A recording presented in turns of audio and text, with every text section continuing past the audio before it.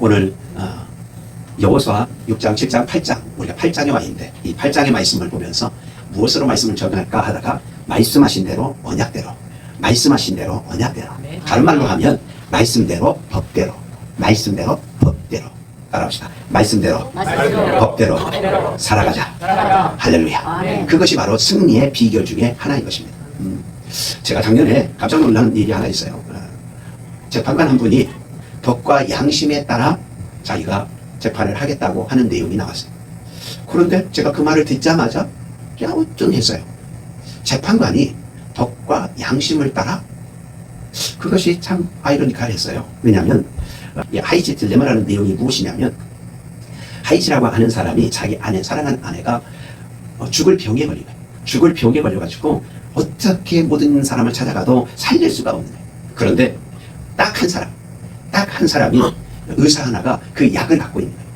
그래서 그 약만 먹으면 아내가 살 수 있는데 도무지 그 약을 살 수가 없는 거예요. 왜냐하면 워낙 고가라. 자기가 있는 돈으로는 못 사는 거예요. 그래서 그 사람한테 가서 사정합니다. 제 아내가 이 약을 꼭 먹어야 살기 때문에 제게 있는 모든 재산을 다 드리겠습니다. 제가 집도 팔고 있는 돈 다 드릴 테니까 제발 좀 그 약을 주십시오. 그랬더니만 이 의사가 내가 받고 싶은 가격에는 한참 모자랍니다. 그러니 안 됩니다. 그래서 이 하이치가 계속 가서 좀 그래도 좀 어떻게 해결이 안 되겠냐고. 그러면 앞으로 제가 살아가는 동안 일생 동안 버는 모든 돈을 앞으로 막 적금하듯이 그 약값으로 내드리겠다고. 그런데도 불구하고 의사가 안 됩니다. 그러는 거예요. 그것 때문에 이 하이치가 그때 고민을 하는 거예요. 이 의사의 집에 들어가가지고 이 약을 도둑질 할 것인가, 아니면 이 의사 말을 안 듣는데 이 의사를 죽여버릴 것인가, 그리고 그것을 강도짓을 할 것인가, 이런 고민에 빠진, 이걸 하이치 딜레마라고 하는, 도덕 윤리에 대한 기준이 흐트러지기 시작하는 그것을 하이치 딜레마라고 하는 유명한 심리학, 법적 심리학, 법리 심리학에서 아주 중요한 언어 중에 하나입니다. 그런데 거기에서 시작된 것이 바로 법과 양심을 따라라는 거예요.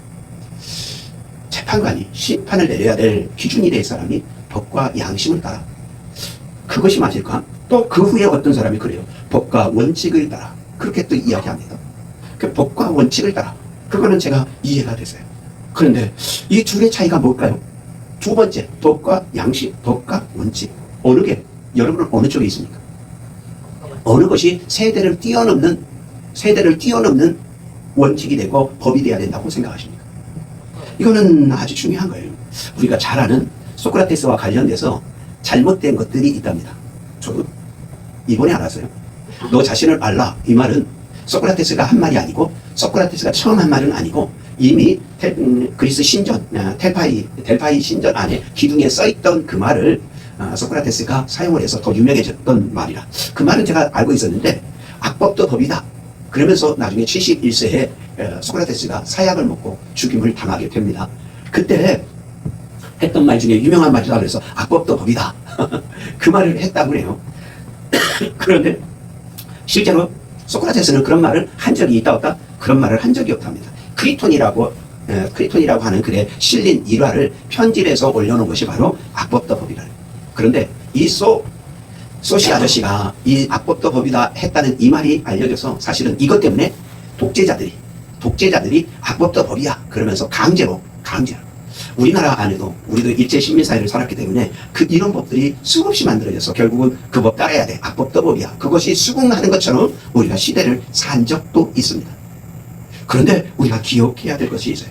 정말 그럴 것인가? 정말 그럴 것인가? 양심이라고 하는 것, 그것은 우리 여기 앉아있는 모든 사람의 양심이 다 똑같을까요? 다를까요? 예, 다르다는 말이 정답입니다. 왜냐하면 양심은 주관적 개념에서 결정을 하기 때문에 그렇습니다. 그러니까 이것이 참 문제가 되는 거예요. 세대를 뛰어넘는 정답은요, 법과 원칙을 따라서 재판하고 심판하는 것. 그것이 정답입니다. 그걸 누가 보여줍니까? 그걸 누가 보여줘요? 예수님이 보여주십니다. 우리가 잘 아는 일화가 있습니다. 옛날에 고대의 왕이 법을 하나 제정을 했어요. 그리고 이 법을 어기는 사람은 뭐 하리라? 곤장 100대. 태형이죠. 태형. 엎드려서 틀에 맞아서 곤장 100대를 맞겠다. 그렇게 선언을 했습니다. 근데 여러분 잘 알지만 우리나라 그 태형, 곤장이 일반 건강한 사람도 30대를 맞으면 거의 기절을 한답니다. 그러니까 100대 맞으면 죽는다는 얘기가 되는 거예요. 그 곤장 100대를 정해놓은 거예요. 그런데 왕의 어머니, 왕의 어머니가 그만 그 법이 제정된 이후에 그 법을 범한 거예요. 그거를 신하들도 보고 백성들도 다 봤네. 그러니 왕의 권위의 문제가 있으니까 또 왕에게 이것이 고발되어 올라온 겁니다. 왕에게 이것이 고발되는 순간 왕에게 딜레마가 생긴 거예요. 법대로 하자니 어머니가 죽게 생겼고, 어머니를 살리자니 법이 허망하게 되는 거예요. 이게 논란이 된 거예요. 왕이 고민하다가 내가 내일 이것을 재판의 끝을 내겠다. 그리고 선포하고 그 다음날 선포합니다. 여러분이 왕이라면 어떤 선포하겠습니까? 법 취소요. 할 수도 있겠죠. 왕이니까. 그런데 그 다음날 왕이 선포합니다. 법대로 태형 곤장 100대입니다. 그리고 어머니를 틀에 묶습니다. 곤장을 때리는 그 순간에 왕이 재판관 자리에서 내려가서 어머니 누운 그 위에 자신이 눕습니다. 그리고 그 태형을 누가 맞아요? 왕이 자신이 맞습니다.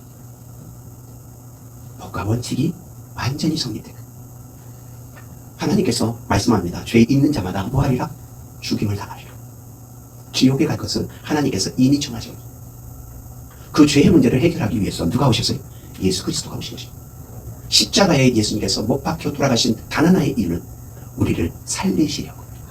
하나님의 법은 원칙은 그대로 지켜지고, 그리고 예수 그리스도로 말미암아 사는 길을, 우리에게 생명의 길을 주신 것입니다. 할렐루야. 그러기에 하나님의 말씀이 편치 않고 하나님의 말씀이 세대를 뛰어넘는 진리가 되어지는 이유가 거기에 있는 것입니다. 그런데 우리는 그것을 놓치고 살 때가 얼마나 많은지 몰라요. 오늘 본문 안에 여호수아 6장과 7장과 8장을 건너갈 때 그런 사건들이 일어나게 되어집니다. 6장에서는 여리고가 점령되어져요. 엄청난 축복이에요. 함성을 지를 때 여리고성이 무너져서 그곳에 있는 모든 것들을 점령하고 그 성으로 말미암아 기쁨을 얻습니다. 그런데 7장에서는 철저한 패배를 맛봅니다. 그리고 8장에 가면 다시 승리하게 되어집니다. 이 6장에 여리고성 그 싸움에서 승리한 이후에 7장에 여리고성을 승리하는 그때 하나님께서 말씀합니다. 가나안 땅의 첫 성인 여리고를 무너뜨릴 때 거기에서 나오는 모든 금은 하나님 앞에 귀한 것은 다 하나님의 전에 하나님의 곳간에 드리라, 그렇게 말씀합니다. 그때 6장에 여리고성은 무너지고 큰 승리를 얻게 됩니다. 그 중에 아간이라고 하는 사람, 아간이라고 하는 그 사람이 결국은 그 60만 장병 중에 이 아간이라는 사람이 금과 은 그리고 외투 한 벌을 자기가 몰래 비싼 외투 하나를 감추게 됩니다. 하나님의 말씀을 어기게 됩니다. 그리고 7장에 여리고성에서 아이석, 얼마 멀지 않는 그곳에 아이석, 성 이름이 뭐라고요? 아이석. 클까요? 작을까요? 너무너무 작은 거예요. 그러니까 정탐꾼이 갔다 와가지고 이야기합니다. 오늘 2절로부터 5절까지 보면 정탐꾼이 갔다 와가지고 이야기합니다. 뭐라고요? 갔다 왔더니 그 성은 너무 작습니다. 아이성입니다. 아이예요. 그러니 우리가 2-3천 명만 올라가도 충분히 승리할 것 같습니다. 그러니까 올라갑시다. 그랬더니 4절에 어떻게 해요? 여호수아가 3천 명 중에 큰 숫자인 3천 명을 올려보냅니다. 그랬더니 어떤 결과가 나요? 5절에 보면 3천 명이 올라갔다가 패배할 뿐 아니라 36명이 죽습니다. 그런데 더 심각한 건 7장 5절 맨 아래 보면 백성의 마음이 물같이 녹아 물같이 되었다. 그들이 절망하고 좌절하고 실망하고 그들이 가졌던 이 아픔, 그 고통이 그들 안에 배이기 시작한 겁니다. 배이기 시작한 거예요. 그래서 7장에 하나님 앞에 그들이 뭐하요?